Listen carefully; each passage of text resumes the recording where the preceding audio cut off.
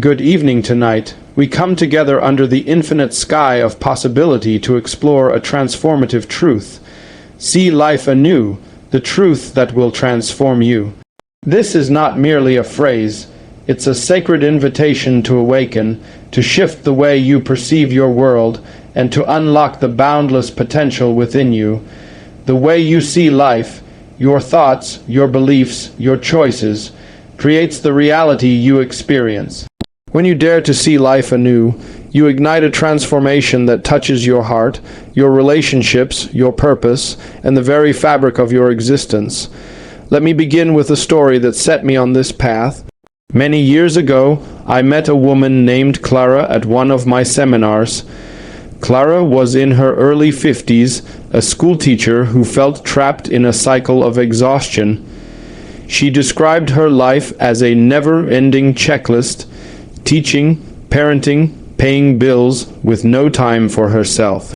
She was drained, disillusioned, and convinced that joy was something for other people. During a break, I asked her, "What if the life you're living is exactly what you've been calling forth, but you're not seeing it clearly?" She looked at me, confused, and said, "How could I possibly want this?" That question sparked the beginning of her transformation, and it's the same question I pose to you tonight. What if your life is a reflection of how you see it? And what if, by changing your vision, you could change everything? The power of perspective, the first truth that will transform you is this: your perspective creates your reality. This idea is as old as wisdom itself, yet it's one we often forget. The Stoic philosopher Epictetus said, "It's not what happens to you, but how you react to it that matters." Your life is not defined by events. It's defined by how you interpret them. Two people can face the same situation. One sees it as a tragedy, the other as a teacher. The difference lies in their lens, their way of seeing. Perspective is like a pair of glasses you wear every day. If the lenses are smudged with fear, doubt, or resentment, the world looks dark and threatening. But if you clean those lenses with curiosity, optimism, or love, the same world becomes vibrant and full of possibility. This isn't about ignoring reality. It's about choosing a lens that empowers you. Modern psychology, through practices like cognitive behavioral therapy, confirms that changing how you think about a situation can alter your emotions, actions, and even outcomes. Your thoughts are not just reactions. They are creative forces that shape your experience. Let's explore this with a few examples. Personal example. Early in my career, I faced a devastating rejection when a publisher turned down my first book proposal. My initial perspective was, I failed. I'm not good enough to be an author. This lens left me defeated. But then I chose a new perspective. This rejection is redirecting me to a better path. I revised my work, found a different publisher, and that book became Your Erroneous Zones, which touched millions of lives. The rejection didn't change. My perspective did. Everyday example. Imagine you're stuck in a long line at the grocery store. Your first instinct might be to feel irritated, thinking, "This is wasting my time." Now, shift your lens. See the wait as a chance to practice patience, to observe the people around you, or to listen to a podcast you've been meaning to enjoy. The line hasn't shortened, but your experience transforms from frustration to opportunity. Historical example. Consider Nelson Mandela, who spent 27 years in prison. He could have seen his imprisonment as a life sentence of suffering. Instead, he chose to see it as a chance to cultivate inner strength and prepare for leadership. This perspective not only sustained him, but also inspired a nation's transformation. Cultural example. In many indigenous cultures, challenges like drought or hardship are seen not as punishments, but as opportunities to come together, innovate, and honor the cycles of life. This collective perspective fosters resilience and community, turning adversity into unity. To apply this, try a reframe exercise. The next time you face a setback, say a missed deadline or a disagreement, write down your initial thoughts, e.g., this is a disaster. Then ask, how else could I see this? List 3 alternative perspectives, e.g., this is a chance to improve my skills. This is teaching me to communicate better. Choose one and act as if it's true for 24 hours. You'll be amazed at how your emotions and actions shift. Another practice is the mindful pause. When you feel stressed, pause and ask, what am I choosing to focus on right now? Shift your focus to something empowering, like a lesson or possibility within the situation. Letting go of old stories. The second truth is that to see life anew, you must release the old stories you tell yourself. These stories about who you are, what you're capable of, or how the world works out. Like scripts you've been reading from since childhood. I'm not smart enough. I'll never find love. Life is a struggle.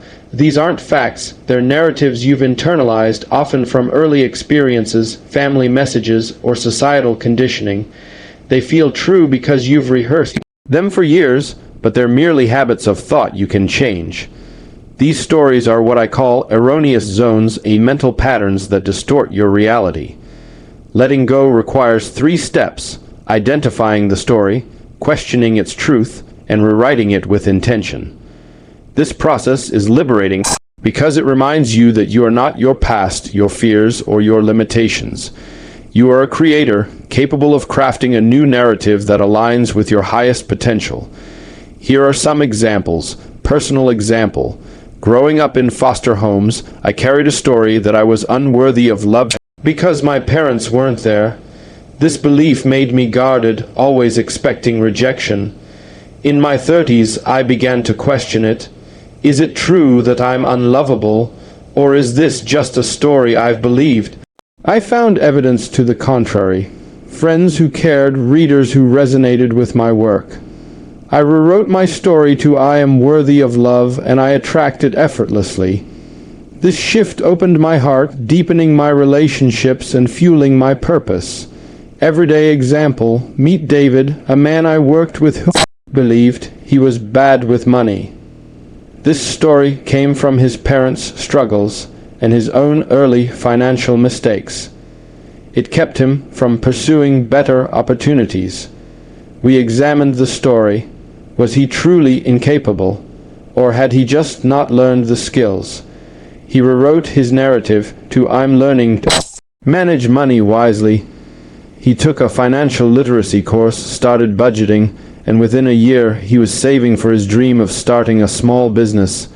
Historical example, Oprah Winfrey grew up with a story of limitation, poverty, abuse, and societal barriers, yet she chose to rewrite her narrative, seeing herself as a force for inspiration. This new story propelled her to become one of the most influential voices of our time. Cultural example, many cultures have stories of scarcity that drive competition, but movements like the sharing economy, think community gardens or open source software, write this to a story of abundance, where collaboration creates more for everyone.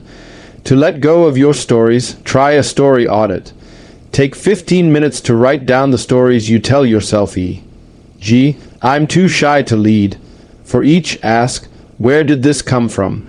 Is it absolutely true? What evidence contradicts it? Then, craft a new story, e.g., I'm growing in confidence and can lead authentically. Reinforce this with a daily affirmation. Each morning, say your new story aloud, e.g., I am a confident leader. Repeat for 30 days to rewire your subconscious. You'll start to see yourself and your life differently. The illusion of separation. The third truth is that we are not separate. The belief that we are isolated individuals competing for love, success, or survival is an illusion that breeds fear and division. Seeing life anew means recognizing that we are all connected, part of a vast interconnected web of life, energy, and consciousness. Quantum physics tells us that everything is energy, vibrating at different frequencies, linked at the subatomic level. Spiritual traditions echo this. The Hindu concept of Brahman sees all life as one, while Buddhism teaches interdependence. When you see yourself as connected to others, to nature, to the universe, your perspective shifts. You realize that harming another is like harming yourself, and uplifting another is uplifting yourself. This truth fosters compassion, forgiveness, and unity. Consider these examples. Personal example: I once held a grudge against a colleague who criticized my work publicly. I saw him as the enemy. But when I meditated on our shared humanity, I realized his criticism came from his own insecurities. This perspective allowed me to approach him with kindness, leading to a conversation that healed our relationship. Everyday example: Lisa, a mother I coached, was frustrated with her teenage daughter's defiance. She saw her daughter as against her. I encouraged Lisa to see her daughter as part of herself, struggling to find her way. This shift led Lisa to listen with empathy, transforming their conflicts into moments of connection. Historical example: Martin Luther King Jr. saw the civil rights struggle not as us vs. them, but as a fight for shared humanity. His vision of interconnectedness inspired nonviolent resistance, uniting people across divides. Cultural example: environmental movements like the global push for sustainability thrive on interconnectedness. When we see the earth as part of ourselves, we act to protect it, as seen in initiatives like reforestation projects in Ethiopia, where communities plant millions of trees together. To embrace this truth, practice a unity meditation. Sit quietly for 5 minutes, visualizing a golden light connecting you to everyone and everything, your family, strangers, nature, the stars. Feel the warmth of this connection. Another practice is empathy in action. When someone upsets you, ask, what might they be feeling? How are we alike? This shifts you from judgment to understanding, fostering connection. The present moment, your greatest ally. The fourth truth is that the present moment is your greatest ally. The past is a memory, the future a projection. Neither exists right now. Only in the present can you choose, act, and create. To see life anew, you must anchor yourself in the now, where transformation begins. Dwelling on regrets or worrying about what's next disconnects you from your power. Neuroscience shows that mindfulness, staying present, reduces stress, improves focus, and enhances emotional resilience. Spiritual teachers like Eckhart Tolle emphasize that the present is the gateway to peace and purpose. In this moment, you can choose a new perspective, release an old story, or act with intention. Here are some examples. Personal example: when I was writing my first book, I was consumed with worry about its success. This anxiety stifled my creativity. One day, I decided to focus only on the present, writing one sentence at a time. This shift brought joy to the process, and the book flowed effortlessly. Everyday example: Clara, the teacher I mentioned earlier, was overwhelmed by her endless to-do list. She began practicing presence by savoring small moments, like the taste of her morning coffee or her students' laughter. These moments became sources of joy, reducing her stress and helping her make clearer decisions. Historical example: the Dalai Lama, despite exile and loss, remains a beacon of peace by focusing on the present. He teaches that happiness comes from living fully in each moment, regardless of circumstances. Cultural example: athletes like Serena Williams use mindfulness to stay present during high stakes matches by focusing on the current point, not the score. They perform at their best. To stay present, try a breath anchor. When you feel scattered, pause and take 10 slow breaths, noticing the air moving in and out. This grounds you in the now. Another practice is a sensory check. Name 5 things you see, 4 you feel, 3 you hear, 2 you smell, and 1 you taste. This reconnects you to the present, where you can choose how to see life. The courage to trust. The fifth truth is that transformation requires the courage to trust in yourself, in life, in the universe. We often cling to control, believing we must force outcomes to feel safe. But life is like a river. You can't control its flow, only how you navigate it. Trust means surrendering to the current while taking inspired action. Trust isn't passivity, it's alignment with life's natural rhythm. It's believing that everything, every challenge, every joy is happening for you, not you. When you trust, you open to synchronicities, those divine coincidences that guide you toward your purpose. Dr. Dyer often spoke of the Taoist concept of wu-wei, effortless action in harmony with life's flow. Examples illustrate this. Personal example, turning down a lucrative book deal early in my career was terrifying. I had no safety net, but I trusted my intuition, which led to Your Erroneous Zones, a book that aligned with my soul's purpose and changed my life. Everyday example, Anna, a client, feared leaving her unfulfilling job. She trusted that life would support her, took a leap, and enrolled in a culinary program. Within months, she was working as a chef, living her passion. Historical example, Rosa Parks trusted her inner conviction when she refused to give up her bus seat, sparking the Montgomery bus boycott. Her trust in a higher purpose ignited a movement. Cultural example, indigenous cultures often trust the cycles of nature, planting and harvesting in harmony with the seasons. This trust fosters sustainability and resilience, unlike control-driven industrial practices. To cultivate trust, keep a trust journal. Write about a situation where you're trying to control the outcome. Ask, what if I trusted instead? List 3 actions you can take from trustee. G. Following a hunch, letting go of a specific result. Another practice is surrender affirmation. When facing uncertainty, say, I trust that this is unfolding for my highest good.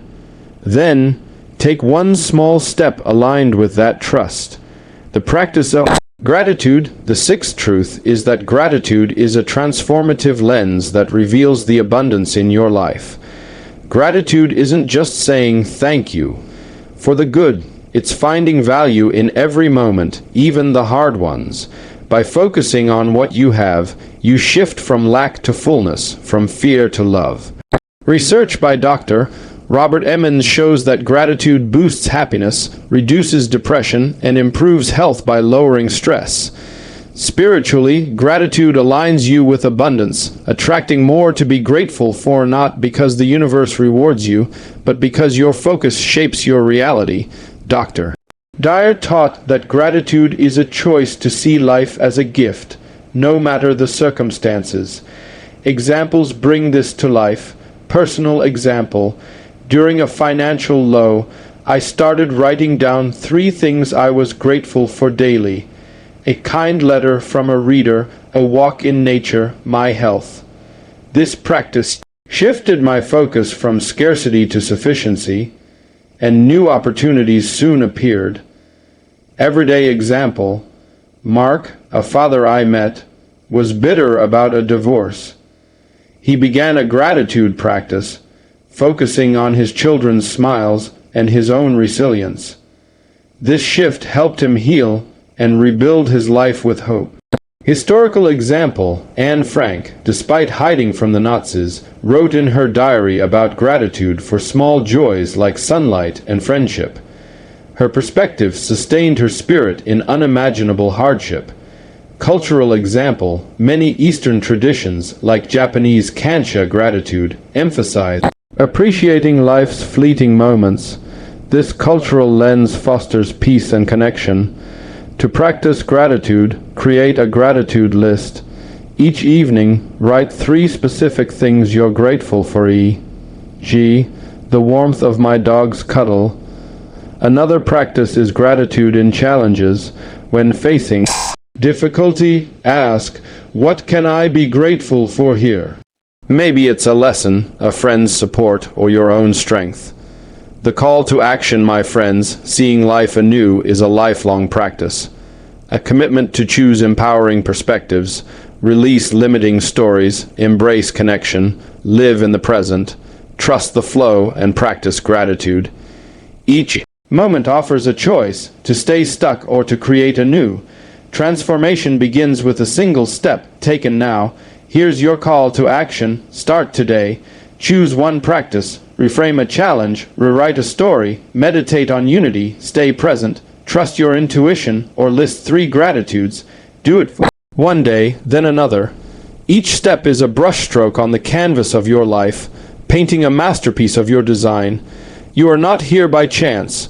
You are a spark of the divine, here to awaken, to grow, to shine. The truth is within you. The power is within you. The time is now. See life anew, and watch your world transform. Thank you, and may you always see life with fresh eyes.